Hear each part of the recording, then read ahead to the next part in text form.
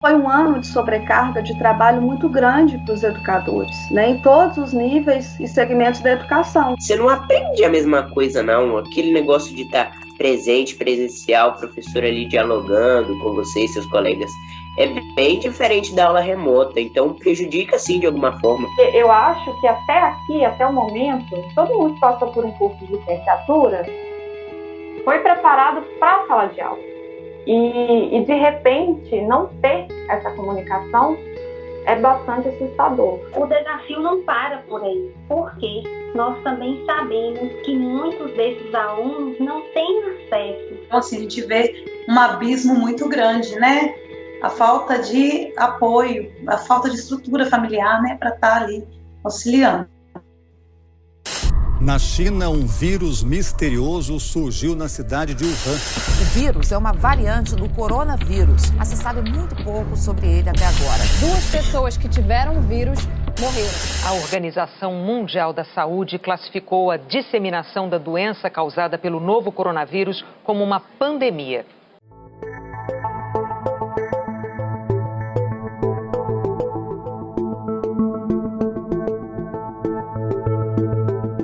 Bares e restaurantes vão abrir apenas para delivery. A Justiça determinou o fechamento do comércio e de bares de novo. A Justiça voltou a determinar o fechamento dos estabelecimentos. Eu acho que não só nós, professores, vamos ter que aprender a lidar com essa nova situação, como também todo o poder público, sabe? Ministério da Educação, Secretaria de Educação.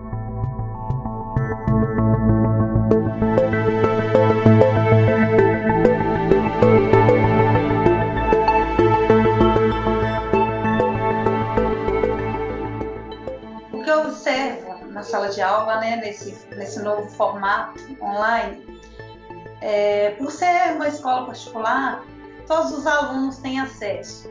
Talvez o que mude um pouco em relação à qualidade, né, da internet ou ao meio que ele está utilizando, seja por celular, seja por computador, mas de uma forma ou outra todos têm um acesso.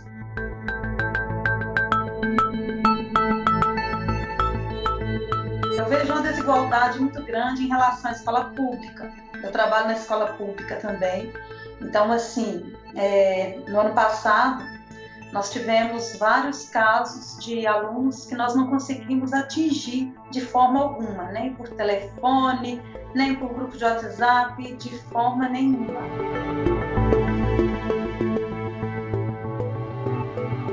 Uma situação onde a desigualdade se evidenciou pela falta de acesso à internet, pela falta de acesso a equipamentos, pela qualidade dessas escolas, né? Esse impacto que a gente já tinha, ele se acentua, né? E a manter essas condições e essa perspectiva, a gente entra numa situação muito grave de acirramento absurdo da desigualdade. A pandemia aprofundou ainda mais a desigualdade entre os brasileiros em relação à educação. O sintoma dessa doença social é a paralisia. Mais ricos de um lado, mais pobres do outro. Então, o que falta e o que tem faltado são políticas públicas no campo da educação para o uso dessas tecnologias, e agora de uma forma emergencial.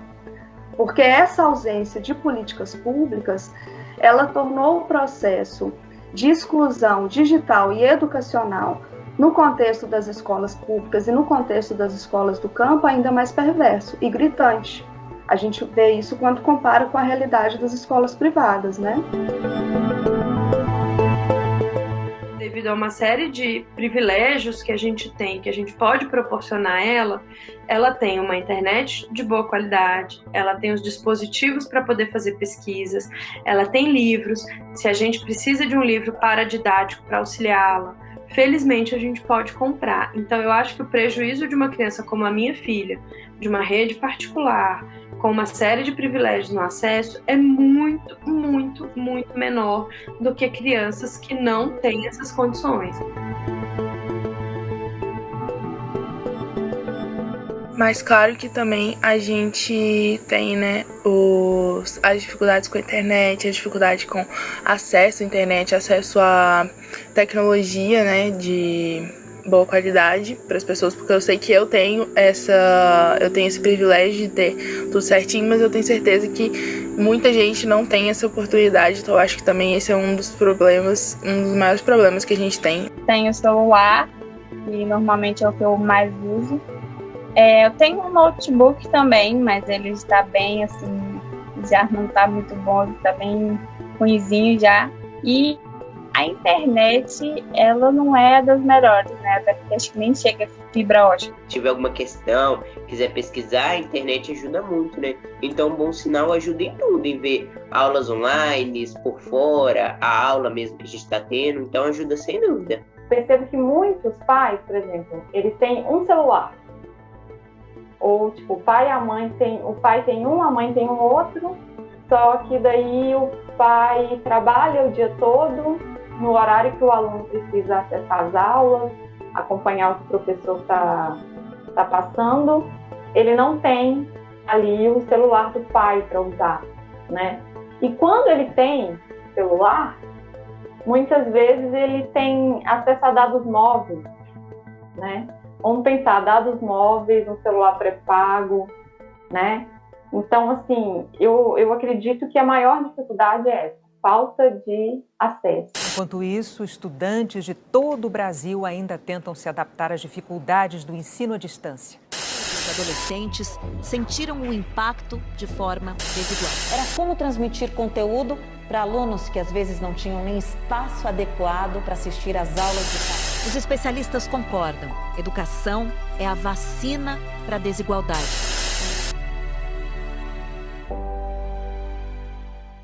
Nós tivemos que nos desdobrar, né? Acho que essa frase já está aí até bastante batida, né? De que todo mundo teve que correr atrás. Então, o mais difícil foi porque nós tivemos que aprender, né, a lidar com a tecnologia, mesmo que a gente já tivesse, né, um contato, mas não era para esse fim, era mais a nível de entretenimento, mas assim, para dar aula mesmo, para conhecer as ferramentas, né? Então, muitas lives que a gente tinha que assistir, além de ter que preocupar, né, com a aula em si, com os conteúdos. Então, assim, trabalhamos muito, principalmente no início. A gente tem que fazer todo um planejamento pensando em como o aluno vai receber aquelas informações escritas, né? Inicialmente, a gente ainda não tinha nem o WhatsApp para conversar com os meninos. Então, assim, como que eu vou fazer com que esse bloco tenha uma linguagem um pouco mais acessível, né? Como que eu vou fazer o meu aluno ler esse bloco e ao mesmo tempo sentir que sou eu falando para ele, sou eu explicando esse conteúdo? Eu tinha muito essa preocupação.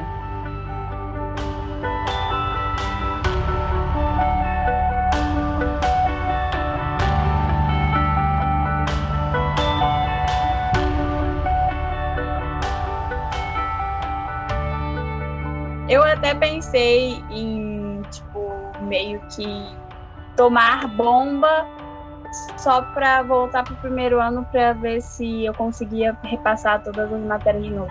Só que como a gente não tinha certeza que, na verdade, tinha a grande possibilidade de esse ano também ser online, eu falei, então acaba que não vai fazer muita diferença, né? Então não vai valer muito a pena. Apesar de você ter online e tudo, não é igual a presencial, né?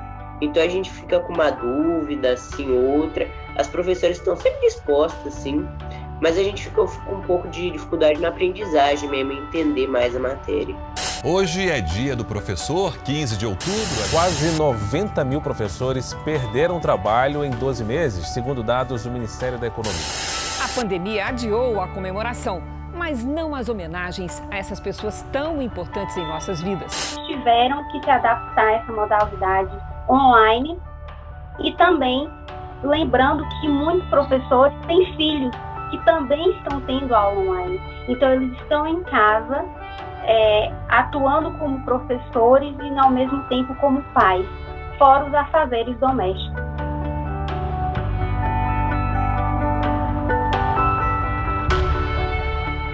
muitas pessoas elas tiveram que lidar com grandes mudanças nessa pandemia, tiveram que lidar com situações novas, né, com diferentes intensidades de ansiedades, né, que estão acontecendo aí com as pessoas.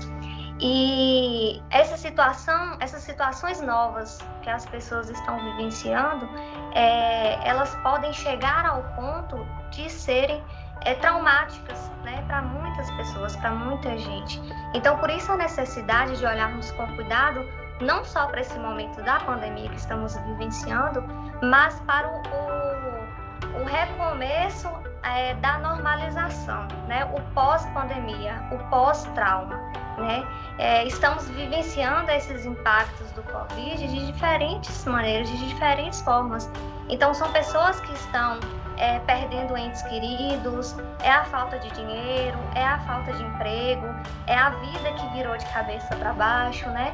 São profissionais de saúde que estão tendo que lidar com pessoas que estão lutando pela vida, né? São crianças que estão ficando presas dentro de casa, não está tendo acesso à escola, não está tendo acesso a outras crianças, né? Então, cada pessoa está vivenciando essas dores de maneiras diferentes. E não é todo mundo que tem essa capacidade de resiliência para passar essa situação, né? Muita gente já está entrando num sofrimento psíquico diante dessa situação que estamos vivenciando. E aí a importância das políticas públicas. Nós não podemos perder a dimensão do ponto de vista de acolhimento desses estudantes, do ponto de vista de acolhimento da equipe pedagógica também, né? Porque muitas crianças não teve interação com outras crianças nesse período de pandemia. Muitas crianças perderam vínculo total com profissionais da educação. Então é um novo processo de socialização, de adaptação. Quantas crianças vão voltar para a escola sem entes queridos que foram com a pandemia, sem profissionais da educação que estavam na escola e que não estão mais porque se foram com a pandemia? Então, existe também um trabalho psicopedagógico, acho que seria essa a melhor perspectiva, de pensar o acolhimento dos estudantes e dos professores. E isso se dá a nível também de pensar em projetos a nível das secretarias municipais de educação, das secretarias estaduais e até, né, do Ministério da Educação. É um horizonte que nós temos, nós profissionais da educação, temos que pensar nessa perspectiva do acolhimento de toda a comunidade educativa.